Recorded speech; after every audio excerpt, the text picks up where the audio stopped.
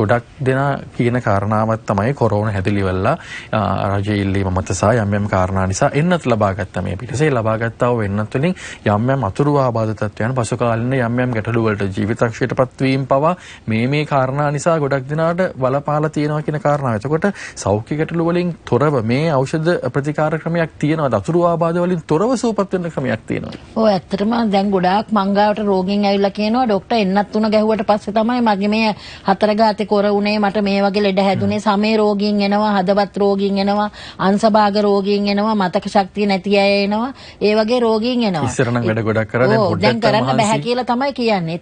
එතකොට ඒගොල්ලන්ගේ ප්‍රතිශක්තිකරණය වැඩි වෙලා ඒ ඇඟේ තියෙන විස නැතිවීම යන විදිහට මම බෙහෙත් හදලා තියෙනවා. මම ඉතින් ඒ බෙහෙත් දෙනවා ඕගොල්ලෝ මේවා පාවිච්චි කරන්න.